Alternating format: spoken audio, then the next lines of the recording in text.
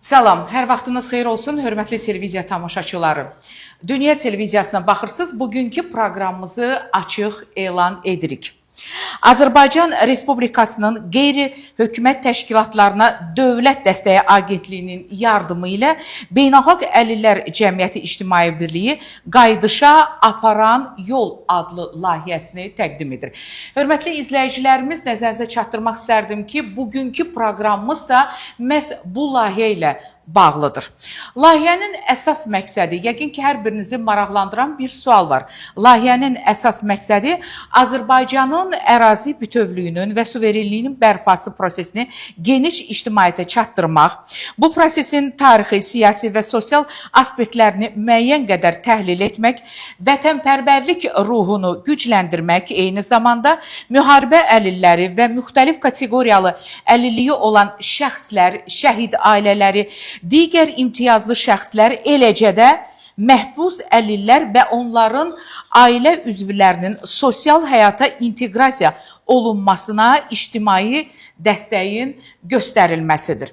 Hörmətli televiziya tamaşaçıları, məhz bu layihə əsasında bugünkü proqramımıza biz qonaqlar dəvət etmişik və böyük məmnuniyyətlə də onları sizə təqdim edirəm. Öncə hər birinizə hər vaxtınız xeyir olsun söyləyirəm, xoş gəlmisiniz və təşəkkür edirəm ki, bugünkü proqramımızda iştirak edirsiniz. Öncə istərdim Tahir müəllimi təqdim edim, layihə rəhbəri Beynəlxalq Əlillər Cəmiyyəti İctimai Birliyinin sədri, 2002-ci ildən Əlillər Dünyası qəzetinin təsisçisi və baş redaktoru, Qızıl Qələm media mükafatçısı Tahir müəllim Xudiyev. Xoş gördük sizi. Və təşəkkür edirəm ki, dəvətimizi qəbul etdiniz və bugünkü proqramımızda iştirak edirsiniz. Çox sağ olun. Növbəti qonağımızı böyük məmnuniyyətlə sizə təqdim etmək istərdim. Beynəlxalq Əlillər Cəmiyyəti İctimai Birliyinin İdarə Heyətinin üzvü, Ədliyyə General-Mayoru Hüseyin müəllim Əlixanov. Cənab General, xoş gördük sizi. Təşəkkür edirəm. Dəvətimizi qəbul etdiniz. Minnətdaram sizə. Təşəkkür. Və üçüncü qonağımız Erməni təcavüzünün tanıdılması İctimai Birliyinin sədri, tədqiqatçı jurnalist, 2024-cü ildən Xocalıya köçən Səriyə Müslüm qızı. Siz də xoş gördük. Çox sağ olun, təşəkkür ederim. Minnətdaram sizə, dəvətimizi qəbul etdiniz, bugünkü proqramımızda iştirak edirsiniz və icazənizlə söhbətimizə başlayaq.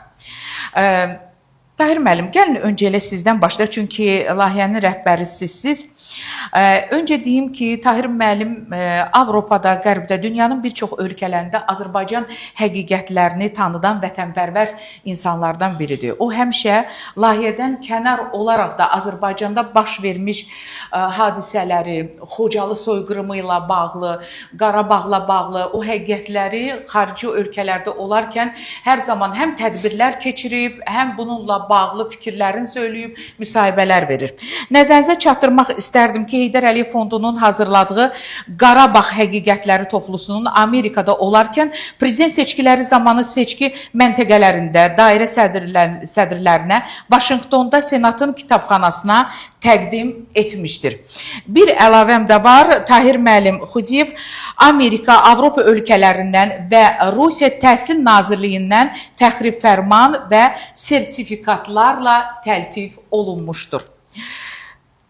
Allah sizi var eləsin. Azərbaycan həqiqətlərini, Azərbaycandan kənar hansısa bir vətəndaş, hansısa bir Azərbaycan o həqiqətləri açıq-aşkar söyləyirsə, hər zaman onlara eşq olsun deyirik. Təbii ki, dövlətimizin rəhbəri getdiyi yolla gedirik. Biz hər birimiz dəmir yumruq ətrafında birləşmişik. Qaydışa aparan yol. Siz geniş layihə ilə bağlı məlumatlandırdınız. Demək olar ki, qaydışa aparan yol göstərir ki, azadlığa və sülhə gedən yol həm qəhrəmanlıq, həm də mənəvi güc yoludur. Böyük zəfərdən başlayan Qarabağa qayıdış Azərbaycan xalqının tarixində yeni bir mərhələ başlanğıcıdır.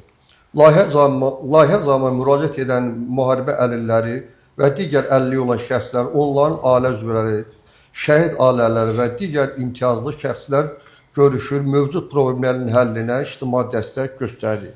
Bu ayın əvvəlində Qobu Park 2 yaşayış kompleksində keçidimiz görüşdə onlarla maarifləndirmişlər, aparmış, suallarını cavablandırmış, problemin adiyyəti təşkilatlarının nəzərə çatdırmışıq. Bütün bunları stres səviyyəsindən azalmasına, tədbirdə bizim demək olar ki, Qobu 2-də, Qaradağ rayonunda keçirilən tədbirdə çox maraqlı və təbii bir görüş keçirdi.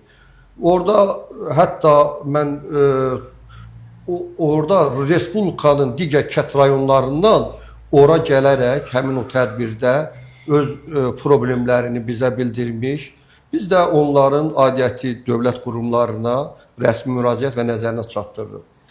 Sağ olsunlar ki, orada deməli ki, bizdə tədbirimizə Azərbaycan Respublikanın tədbirinə Qaçınkom Mənzil Departamentinin direktoru Səbuh Əhmədov, Qaradağ rayonunun icra hakimiyyətinin şöbə müdürü Şamama Ağamirova və Həsrət Almasov da iştirak edirdilər. Sağ olsunlar ki, o tədbirlərimizə gəldi. Biz də həmin o tədbiri keçirərkən onların özü canlı hər bir qaçqın və məcburi köçkünlərin, eyni zamanda orada digər imtiyazlı əlil və şəhid ailələri, insanlar da orada fikirlərini, problemimizi biz də aidiyyəti dövlət qurumlarına məlumatlandırdıq. Bundan başqa demək olar ki, öz müraciətləri ilə birinci qrup Əlil Fikrət Babayevin, Qarabağ müharibəsi əlilləri olan Ələddin və Rüstəm qardaşları ilə görüşmüşük, onların mənəvi dəstək olmuşuq, problemlərin həlli üçün aidiyyəti dövlət qurumlarına müraciət etmişik. Hələ layihə davam edir, daxil olan müraciətlər qeydə alınır, lazımı dəstək göstərməyə çalışırıq. İndi bunu da demək istəyirəm ki, bu çəkilişdən sonra bizə müraciətlər olub. Qusar və Zaqatala rayonlarına da əlil və şəhid ailələri ilə də görüşümüz var. Ondan əlavə mən buradan Gəncə əlil və şəhid ailələrinə üzrxahlıq etmək istəyirəm. Söz vermişdik ki, bizim cəmiyyətimizin üzvü var, Tehranda şəhid olan Orxan Əsgərov atası, həkim Rizvan Əsgərovdan üzrxahlıq edirik ki, biz söz vermişdik ki, layihə çərçivəsində Gəncədə əlil və şəhid ailələrinin görüşümüz olacaq. Çox təəssüf edirəm ki, layihədə maliyyə kəsir olduğuna görə, birisi hər bir şey maliyyə ilə bağlıdır.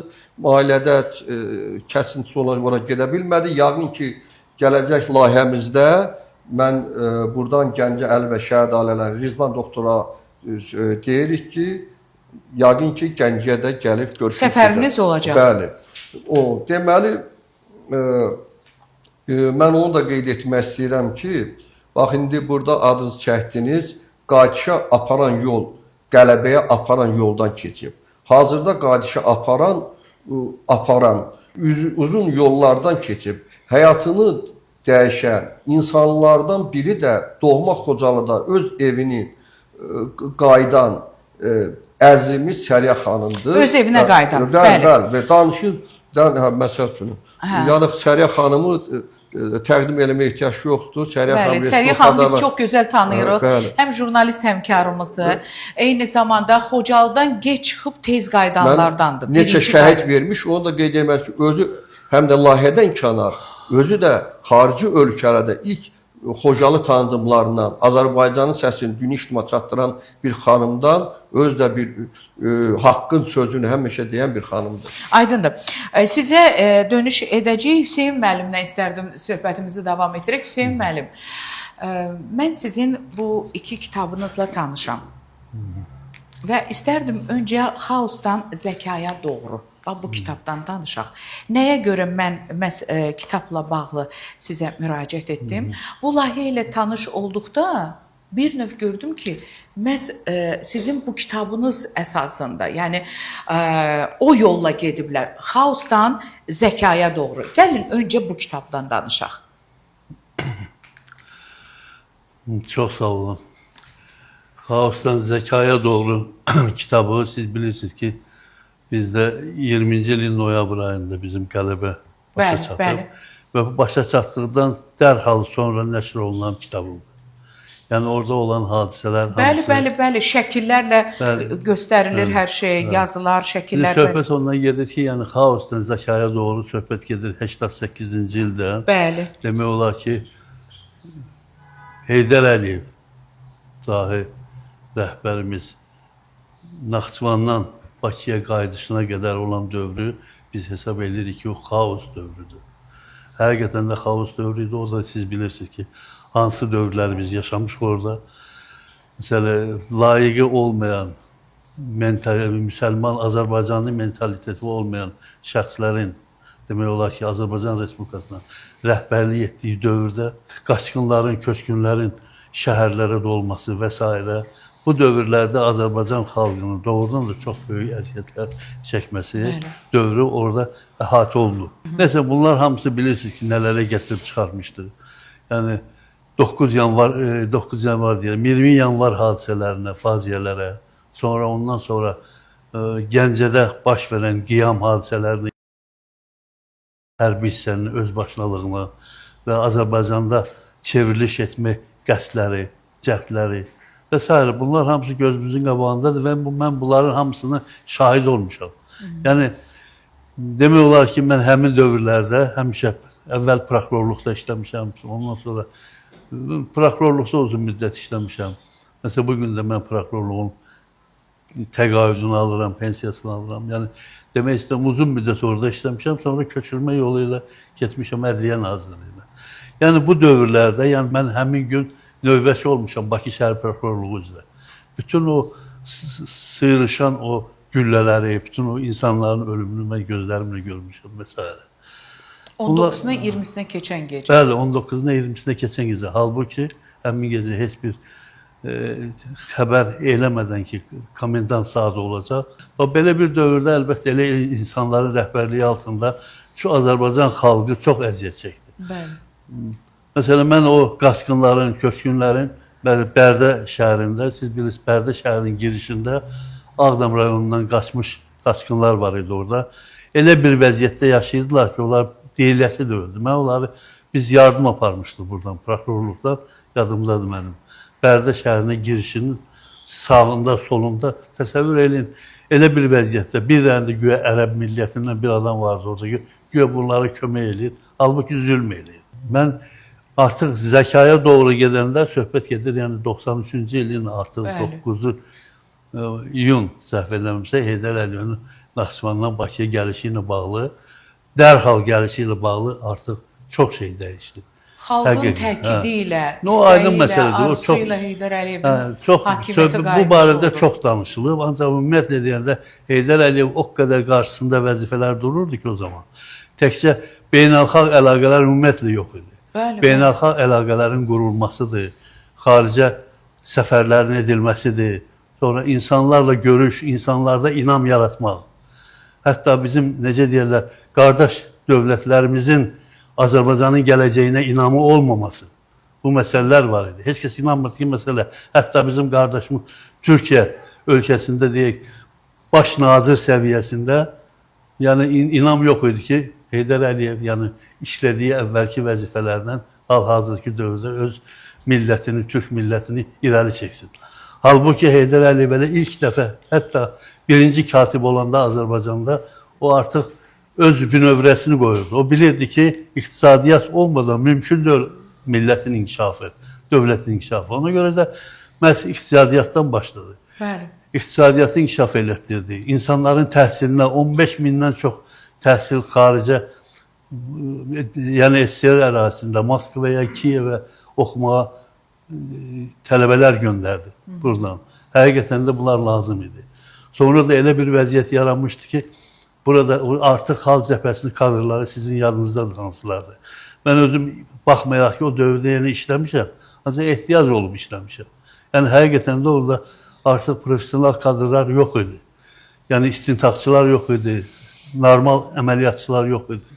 Ondan sonra biz, əlbəttə, o dövrdə də mən çalışmışam, işləmişəm, lakin çox əziyyətlər çəkmişik. O qədər ölüm işləri, o qədər ağır cinayətlərin törədilməsində məsələ o cəbhəçilərin hakimiyyəti də bizə çox çətinliklər törədirdi. Biz kimisə həbs eləyəndə, kimisə barəsində qəti imkan tədbiri seçəndə deyirdilər ki, yox, bəs mən indi şəhər prokurorunun birinci mavini edim. Deyirdilər, bəs Hüseyin müəllim, olmaz, biz bilsəm bu şəxsin çiyinlərində gəlmişik hakimiyyətə. Yəni bunu kimlər deyirdi? Nazirlər, icra başçıları, həmin cəbhə hakimiyyətinin dövründə. Halbuki ölüm işləri baş verirdi. Çox çətinliklərlə. Gecə özüm gedirdim həbs eləməyə. Lakin şübhəsiz ki, Heydər Əliyev gələndən sonra professional kadrlar gəldi. Yəni Heydər Əliyev özünə məxsus olan, özünə necə deyirlər, inandığı kadrlar gətirdi. Qardaş qanı Sakitlik olsun. O bilirdi ki, o Heydər Əliyevlə çiyin-çiyinə işləyən adamlar deyildi bunlar. Gəldi hakimiyyəti və özləri də özlərini ifşa etdilər qısa müddət ərzində. Kim olduqlarını, yəqin hansı hadisələr baş verməsini bilirsiniz. Baş prokuror kabinetində döyüldü, əziyyət verildi. Neysə, bu belə şey, hətta ondan sonra da çevriliş eləmək istəyirdi 94-cü il oktyabr hadisələrində və s. Bunların hamısını mən görmüşəm. Hətta o Gəncə hadisələrində mən özüm bir 12 gün, yəni özüm də girov saxlanmışam. Bir mən də öldüm. 3000-ə yaxın demək olar ki, bizim həmkarlarımız, bizim hərbiçilərimiz, çünki ateş açmırdılar dövlət tərəfindən. Ona görə də tuturdular, saxlayırdılar. Ancaq o 709 sayılı hərbi hissəyə yığılanlar kim idi? Hamısı, əksəriyyəti narkoman, əksəriyyəti, nə bilim, müəyyən, məsələ deyək, Azərbaycanda barəsində həbs qətimkan tədbiri seçilən şəxslər qaçıb gedib orada özünə sığınacaq tapırdı. Suriya Hüseynovun hərbi hissəsində. Əlbəttə, özbaşınalıq idi, başsızlıq idi. Mən o zaman Gəncə şəhərində prokuror işlədim. Mən burada qane eləmədim, göndərdilər Gəncəyə. Gəncəyə də heç bir, yəni dövlət orqanı kimi heç bir kömək olmadı və s. Heydər Əliyev hakimiyyətə gələndən sonra əlbəttə bunların hamısına son qoydu. İlk növbədə beynəlxalq əlaqələr yaratdı. İlk növbədə iqtisadiyyat gücləndirmək üçün neft konsorsiumu, əsr müqaviləsini təşkil etdi. Görüşlər keçirdi və s. Bundan sonraki artıq mən sizə deyərdim, ölüm cəzasına, insan humanist kimi ölüm cəzasının icrasına moratorium qoydu. Yəni icra dayandırıldı. Hətta 98-ci ilə kimi, 98-ci ildə isə ölüm cəzası ümumiyyətlə bir cəza növü kimi ləğv olundu. Və s. Bunlar hamısı Avropa Şurasına daxil olması, nə bilim, bələdiyyələrin yaranması, çox şeylər. Yəni Heydər Əliyevin bu, yəni demək istəyirəm ki, o zəkaya doğru deyəndə söhbət ondan gedir ki, həqiqətən də Heydər Əliyevin gəlişi artıq zəkanın başlanğıcı idi və o həqiqətən də çox böyük bir mənəvi, həm də necə deyərlər, faktiki güc verdi Azərbaycan xalqına. Və artıq sonralar artıq hüquqi dövlət yaranması var idi. Qaçqınları təxminən 2000-ci ilə qədər o qaçqın çadır şəhərcikləri həmişə mövcud idi. Demək olar 2-ci ilə qədər. Xanım da yəqin deyər, bilir bunu. 2000-ci ilə qədər və 2000-ci ildən sonra əlbəttə ki, daha böyük işlər görüldü və s. Və bugün də siz görürsünüz ki, 2003-cü ildən sonra prezidentimiz hakimiyyətə gələndən sonra necə davam oldu. Onun qələbələri artıq mən sizə, yəqin o bir kitabımda mənim qələbəyə aparan yolda, artıq qələbəyə aparan yol başlayır. Hansı da var? Məsələn, aparan yol əslində başlayır o zamandan ki, Heydər Əliyev artıq sülhə nail olmuşdu. Hələ may ayında, 1994-cü ildə. Xaosdan zəkaya doğru mən bir daha qeyd etmək istərdim. Qayıdışa aparan yol layihəsi bir növ məhz bu kitabı oxuduqdan sonra, tanış olduqdan sonra o layihə üzə çıxır və qələbəyə aparan yol. Hüseyin müəllim, mən təşəkkür edirəm, ətraflı cavablandırdınız, tamamilə doğru söylüyorsunuz. Ölkədə baş verən özbaşınalıq, xaos, iqtisadiyyatın sıfır olması, ordunun olmaması, qardaşın qardaşa qarşı çıxması bu Azərbaycanı uçuruma apardı və ümummilli liderin xalqın təkidi ilə hakimiyyətə qayıdışı müasir Azərbaycan dövlətinin memarı kimi bir tarix yazdı ümummilli liderimiz və Azərbaycanın bugünkü uğurları qayıdışa ilə aparan yolumuzun da təməli məhz Ulu Öndər tərəfindən qoyuldu və o vaxtı ilə söyləmişdi, biz qayıdacağıq, mütləq qayıdacağıq. Bəli, qayıtdıq. Qayıdışa aparan yolumuzu da görürük. Mən istərdim qonağımız xanım, jurnalist həmkarım danışsın. Siz Xocalıdansınız. Xocalı həqiqətlərini də görmüsünüz, yazmısınız. Eyni zamanda dünya ictimaiyyətinə də çatdırırsınız. Xocalıdan geç çıxıb, eyni zamanda tez qayıdanlardansınız. Buyurun. İlk öncə mən Qarabağı bizə bəxş eləyən müzəffər ordumuza, orada şəhid olan insanlara, Allah şəhidlərimizə rəhmət döyüşçülərimizə eləsin. Rəhmət eləsin. qəni-qəni rəhmət eləsin. Qazilərimizə can sağlığı versin. Allah ordumuzu qorusun. Amin Allah. Dövlətimizi qorusun, dövlət başçımızı qorusun. Tahir müəllim bu layihəsi çox maraqlı bir başlıqla hər birimizin diqqətini cəlb elədi. Qarabağa aparan yol. Yol abadlıqdır, yol gözəllikdir, yol xoşbəxtçilikdir. Amma bu yollar bizi Xocalıdan apardı, bu yollar bizi Xocalıya qaytardı. Mən həmişə bir şeir var, onun ikicə misrasını deyəcəm. Deyir, orada bir kənd vardı, o kənd bizim kənddir. Orada bir yol vardı, o yol bizim yoldur. Getməsək də, gəlməsək də, o yol bizim yoldur. İndi biz artıq o yola gedirik, o yolla addımlayırıq. Və mən bayaqlar siz qeyd elədiyiniz kimi 2024-cü il müstəqillik günümüzdə 28 may tarixində həmin o yolla bir vaxtlar tərk elədiyim yolla yenidən Xocalıya qayıtdım. Xocalıya qayıdanda mən çox duyğulandım, həm kədərləndim, həm sevindim və heç vaxt ağlımın ucundan belə keçirmədiyim bir görüş oldu. Cənab prezidentlə. Cənab prezidentlə çiyin-çiyin addımladıq o yolu. O qanlı qadalı yolu birgə addımladıq və Xocalıda ilk dəfə mənim evimdə cənab prezident qonaq oldu, ailə üzvləri ilə və oradan dünyaya bir mesaj verdi. Bildirdi ki, Xocalı soyqırımını törədən ermənilər Azərbaycan xalqından üzr istəyəcəkdir və üzr istəməlidir. O mənim bir vaxtlar anamın min bir zillətlə tikdiyi və Allahın möcüzəsinə bax ki, həmin evə, həmin evdən, o evdən ki, həmin evi bayaqlar qeyd elədiyim kimi min bir zillətlə tikən anam həmin gecə şəhid olmuşdu. Və mən bunu cənab prezidentə danışanda çox duyğulandı və Mehriban xanım da çağırdı, yaxınlığa çağırdı və dedi ki, görürsünüz bu xanımın bax bu evə biz qonaq dəvət edir bizi və bu evdə bu evi tikən, quran, yaradan bir insanı ermənilər şəhid edib. Yəni siz bilirsiniz ki, Xocalı soyqırımı illərlə təkcə Azərbaycanda deyil, bayaq Tahir müəllim də xüsusilə qeyd elədi. Amerikada və digər dövlətlərdə bir çox ölkələr də bunu soyqırım kimi qəbul eləsə də, hələ tam onu biz dünya səviyyəsində düzdür, Heydər Əliyev fondu onu yayır. Heydər Əliyev fonduna da biz də sadəcə olaraq biz dəstək veririk.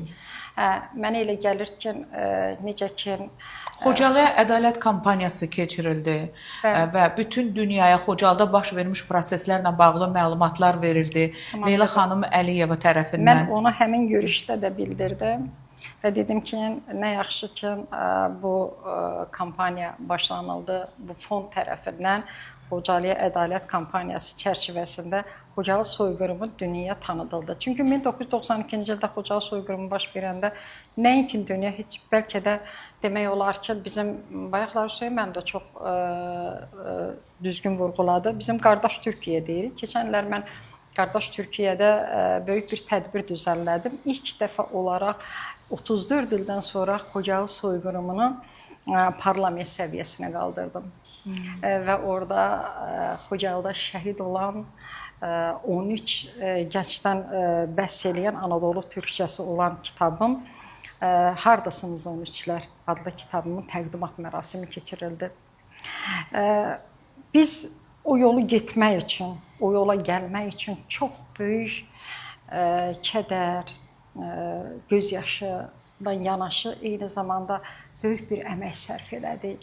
Və bir çox dövlətlərdə mən sonuncu dəfən demək olar ki, may ayından öncə Niderlandda böyük bir tədbir düzənləyəndə mənim ürəyimə sanki damdı ki, bu deyəsən bizim xaricdə keçirdiyimiz Xocalıya qayıdacağıq, Xocalıya qayıdacağıq sözləri axırıncı olacaqdı və elə oldu ki, may ayının 28-də biz Xocalıya qayıtdıq. Bilirəm, Xocalı haqqında danışanda hər birimizin ürəyindən elə hisslər keçir ki, istər-istəməz o həssas nöqtəyə toxunur. Ən həssas nöqtə. Kövrəlirik, amma gəlin bilirsiniz, kövrəlmək düzdür. Nə qədər yaşayırıqsa, biz Xocalıdan danışanda o ürəyimizdə o niskil hiss olunacaq, gözlərimiz də dolacaq. Amma gəlin bugündən danışaq ki, bugün Xocalımız yenidən qurulur. Təbii, mən deyərdim ki, artıq Xocalıda həyat var. Artıq Xocalıda qaragözlü uşaqlar doğulur. Artıq Xocalıda məktəb fəaliyyət göstərir. Bağçalar artıq var, Xocalıda bəli. uşaq bağçası var və mən həmin o uşaq bağçasından yazı hazırlayanda, məktəbdən yazı hazırlayanda bu günləri demək olar ki, bir neçə gün bundan öncə, bir neçə gün demək olmaz, yəni iyun ayının 13-də artıq Xocalıda son zəngdə iştirak elədim, Xankəndində son zəngdə iştirak edim, Şuşada son zəng artıq demək olar ki, Xocalıda bir həyat var, insanlar son zəngi sevinclə keçirdir ki, mən artıq Xocalıda deməli son zəngini keçirdirəm. Səriyə və xanım, ən vaxt gözəli olub, odur ki, Səriyə xanım, kimisə həyatının son zəngi olub. İndi isə kimisə həyatının ilk son zəngi var. Mən onu da sizə qeyd edeyim ki, bir vaxtlar Xocalıda son zəngi keçirə bilməyən məzunlar gəlib Xocalıda son zəngi keçirdirlər. Bəli, bəli. Və həmin orada bir Qarqar çayı var. Siz bilirsiniz ki, Xocalının başlanğıcı və mən həmişə deyirdim ki, filmlər çəkiləndə də deyirdim, bax bu körpünü görürsünüz, bu Xocalının sonu deməkdir. Buradan çıxdıq və indi həmin yerə qaydanda deyirik ki, bu həmin o körpünün altı ilə də Qarqar çayı gedir. Həmin o Qarqar çayına güllər səpirlər və o son zəngi də orada keçirə bilməyənlər son zəng kimi qeyd edirlər. Amma əsas odur ki, biz Xocalıdayıq, Xocalıda yaşayırıq və mən Xocalıda, mənim özümün torpaq sahəm var. Orada yeni ağaçlar əkmişəm. Bir vaxtlar ermənilər o ağaçları qırıb məhv eləmişdi. Amma indi yeni ağaçlar əkmişəm, tərəvəz əkmişəm. Və çiçəklər əkmişəm. Onu çiçəklər əkmişəm. Onlar deyək ki, ağaçlar çiçəkləyəndə ruhum sanki qidalanır. Yenidən bir o vaxtki kənd həyatına qayıdıram və mənim üçün ən xoşu odur ki, mən artıq Xocalıdayım. Və bu gözəl hisslər də bölüşürsüz. Mən artıq Xocalıdayam. Bundan gözəl nə ola bilər Səriyə xanım? Mən artıq Xocalıdayam. Yenə də əvvəlki kimi bir əlimdə qələmdir, bir əlimdə kağız parçasıdır. Yenə də yazıram. Xocalıda oturub yazıram. Bəli, Xocalıda İllər yazıram. öncə olduğu kimi. Tahir müəllim, söhbətimizi davam etdirək sizinlə. Sizin layihə ilə tanış olduqda mən gördüm orada məhbus əlillər. Bununla da bağlı siz işlər görmüsünüz, elə deyilmi? Bəli. Buyurun. Elə Hüseyn müəllim təqaüd tutmamışdan öncə elə orada rəhbər vəzifələrində çalışırdı. Biz 10 ilə yaxın ictimai, yəni ki, könüllülük əsasında bizim əsas məqsəd və məramımız o idi ki, cəzaçəkmə müəssisələrində məhbus əlillərlə, tək məhbus deyəndə imtiyazlı şəxslərlə çox məhbus, yəni ki, orada əlil var, Qarabağ əlil var, digər əlillər var və digər səbəbdən əlil olmuş insanlar var. İmtiyazlı görürsünüz ki, şəhid ailəsidir, cinayət törədib, cəza çəkir. Onların saxlanma şəraiti, onların əsas orada cəzaçəkmə müəssisələrində o sosial fondun, Sosial Təminat Nazirliyinin o dövrdəkində şükür Allah hər şey yaxşıdır, doğrula gedir. Orada gördük ki, pensiyalardır, ondan sonra əlillik protezləşmədir, ondan sonra tibbi ekspertizanın vaxt-vaxtdan gəlməm. Orada elə çox böyük, elə Hüseyn müəllim işlədiyi dövrdə orada böyük işlər görüldü. Orada mən elə kitabda oxuyanda, hətta mən o kitabı oxuyanda o Hüseyn müəllim bizim zəhmətimizi hətta xarici ölkədə kitabda da adımızı hallanıb. Mən hələ ondan kimi bilmirdim. bizə indi məlum oldu ki, kitab oxuyub onu Hüseyn müəllim, mərhum deputat vardı, Hadi Rəcəbli, dedi sizin adınızda çəkildi xaricdə, çıxışda. Gördüm, kitabı oxuyanda gördüm Hüseyn müəllim onu edib. Yəni Hüseyn müəllimi biraz təvəzzükardan kənar, o hüquq mühafizəçilərlə də kənar, həm də bunda insani münasibət və insani keyfiyyətləri, o təşkilatlar çox gəlirdi, ictimai təşkilat Gəncə müəssisəsində. O içərisində seçim edir kimlər. Biz də görürdük ki, fədakarlıq edirdik, iki dövlət qurumlarının arasında körpü rolunu oynuyorduk, köməklik göstərirdi. Sağ olsun o da Hüseyn müəllimin elə o bizə şərait yaradılmağa, orada elə Mədət Quliyevində o vaxt ondan qabaqçı da, amma bir dəstəklər oldu. Elə o vaxtdan da Hüseyn müəllim təqaüdə çıxandan sonra doğmalıq, o insani münasibət yarandı. İdarə heyətində bizim təşkilata, yəni heç bir Hüseyn müəllim çox təşkilatlardan dəvət alınır. Yəni ki, o heç bir yerə də yəni ki, adını saldırmaq istəmir. Biz də müəllimə təşəkkür bildiririk ki, o da bizi dəyərləndirir. Hətta Hüseyn müəllim təzahürən o kitabı oxuyandan sonra Hüseyn müəllimə bütün kollektiv məhəbbət irəq. Biz dedik, kimdir bizim adımızı çəkən? Yəni bu təşkilatlar çoxlar idi. Ombudsmanda, digər ictimada.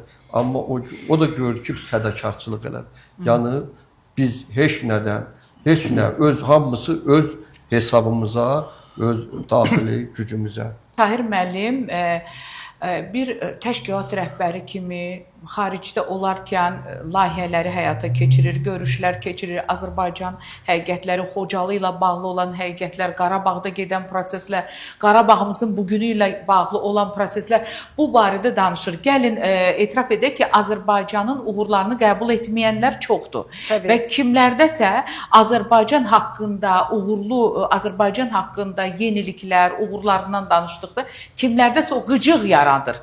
Amma buna baxmayaraq, o çox rahatçılıqla Azərbaycanın adına, Azərbaycanın uğurlarını, nəinki Azərbaycanda, yəni bunu biz özümüz də görürük, amma Azərbaycanın hüdudlarından kənarda da bu barədə danışır. Təbii. Buna görə də bu bizim bir vətəndaşlıq borcumuzdur. Hər birimizin üzərinə düşən bir öhdəlik var. Vətəndaşların üzərinə düşən. Hər şey dövlətin üzərinə qoymaq olmaz. Təbii. Biz bu ölkədə yaşayırıq, azad, müstəqil, suveren bir dövlətin vətəndaşıyıq, azad vətəndaşı və bizim danışmaq hüququmuz var. Qoyun elə həqiqətləri danışaq.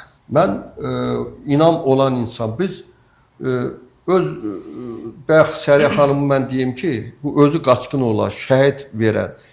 Mən getmişəm Kölündə, hələ indiyənə kimi deməmişəm, Kölündə bir 15 il, 20 il bundan qabağım gedib orada tədbir keçir Xocalı ilə. Bir də gördüm ki, Kölündə tanıyırsınız oradan, dedi Səriyə xanım gəlib burada iştirak edib, burada olub. Yəni o həqiqətləri, əşyasını satıb, orada kimsə maddi yardım eləmirdi. Mənim özüm də belə reklamdan kənar olmuşam.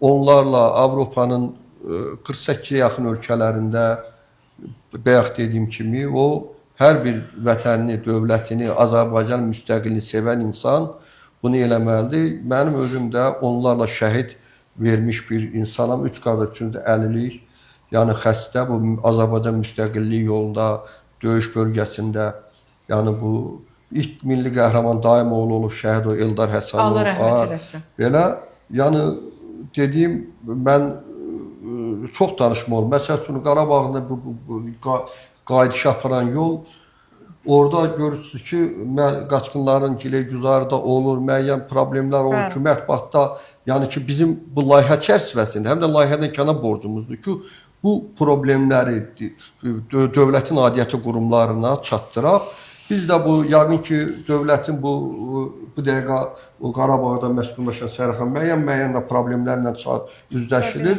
Yəqin ki, dövlətimiz də bu problemləri diqqət mərkəzinə biz də çatdırırıq. Mətbuatın sizin vasitənizdən o dəstək, yəni ki, veriləcək, aradan qaldırılacaq. Aydındır. Mən istərdim artıq proqramda sona yaxınlaşır, istərdim Hüseyn müəllimə də söz verəyim. Mən Hüseyn müəllimlə bağlı bir fikir, mən o kitabı oxuyanda deməli, burada çox bir maraqlı bir Hüseyn müəllim belə ürəyindən gələn bir yazı olmuşdu. Yazır ki, Xaosdan Zəkiyə doğru adlı kitabında qeyd edir ki, həyat təkcə şad və xürrəm keçən günlərdən, səadət dolu, xoşbəxt anlardan ibarət deyil. Həqiqətən də belədir. gərəkdir ki, onun da qarını, çolğunu, necə deyərlər, bəzi insanlara xas olan astar üzünü görməyi bacarasan. İctimai birliklər də köməyə ehtiyacı olan insanlara maarifləndirmə işləri aparır, mənəvi dəstək göstərir, problemlərini öyrənir, adiyyəti dövlət qurumlarının köməyi ilə müsbət həllinə çalışır. Bir də çox xahiş edirəm, bizim bu günlərdə idarəyyətimizin Hüseyn müəllim doğum gün oldu. Hörmətli professor Allah verdi. Allah verdi müəllim. Onu da təbrik edək. Buradan bizim imtiyaz şəxslərə, Kamilizə şirkətləri, Azkonsert və MK Prodişkin şirkətinin təşkilatına təşəkkür bildiririk ki, bu Əli və Şəhid Ailələr Cəmiyyətinə həmişə bizə yerlər ayrılır. Onun kimi digər şirkətlərə, yəni mədəni istirahət üçün. Qaydışa aparan yol, yenə də deyirəm, Heydər Əliyev yoludur. Heydər Əliyevin ideyalarından dönmək olmaz. Heydər Əliyevin ideyalarına xidmət etmək, o yoldan əgər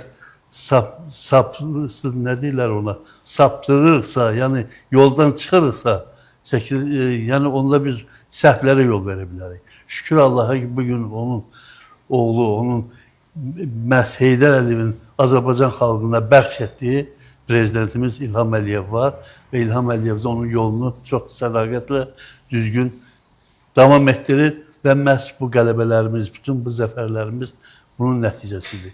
Yəni, bugün Heydər Əliyevin ideyaları yaşayır və ideyalardan mütləq dönmək qeyri-mümkündür. Əgər biz dönəriksə, əlbəttə, biz hal-hazırki anda bizim əhatə edən ölkələr, siz bilirsiniz, Azərbaycan bu dəqiqə dünyada ən sabit ölkə kimi hesab olunur. Turistlərin artması, bütün demək olar ki, hər yerdə Azərbaycanı qibtə eləyənlər var. Lakin öz içərimizdə olan bəzi o millətimizin nümayəndələri bu naşükürlük edir və sair hallara yol verirlər. Ancaq əslində isə bu cür Azərbaycan bugünkü kimi inkişaf etməyib bu vaxta qədər və çox güman ki, bundan sonra da bundan yüksək səviyyədə inkişaf edilməsi qeyri-mümkün olacaq. Necə imkan edə bilər ki, ən yüksək səviyyədədir bu dəqiqə. Həqiqətən xalqın da yaşayışı, ümumiyyətlə güzaranı, eyni zamanda dünyada nüfuzu olması Azərbaycanın. Bəli, tam doğru. Prezidentimizin böyük nüfuzu var Azərbaycanda. Böyük nüfuzu Buna var. bizim öz daxilimizdə, yəni ona necə deyərlər, o gözü götürməyənlər varsa, mənim artıq başqa sözüm Onlar yoxdur. artıq Azərbaycanlı deyirlər. Bir daha qeyd etmək istərdim ki, bugünkü efirimizin qonağı layihə rəhbəri Beynəlxalq Əlillər Cəmiyyəti İctimai Birliyinin sədri, 2002-ci ildən Əlillər Dünyası qəzetinin təsisçisi və baş redaktoru, Qızıl Qələm Media mükafatçısı Tahir müəllim Xudiyev. Təşəkkür edirəm. Beynəlxalq Əlillər Cəmiyyəti İctimai Birliyinin idarə heyətinin üzvü Ədliyyə General Mayoro Hüseyn müəllim Əlixanov, minnətdaram sizə.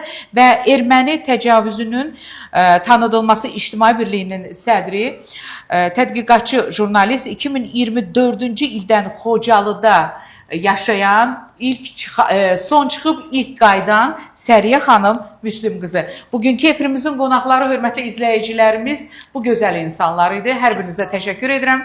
Çox sağ olun, minnətdaram sizə. Hörmətli izləyicilərimiz, bizə ayrılan efir sona çatdı. Efir vaxtımız sona çatdı. Qaydışa aparan yol. Biz də sizə təşəkkür Bu yolun sonu da, əvvəli də zəfərdir. Və biz bugün hər birimiz söyləyirik. Biz fəxr edirik ki, biz Azərbaycanlıyıq. Bu sözü deyib nidamızı da qoymuşuq. Diqqətinizə görə təşəkkür edirəm. Sağ olun.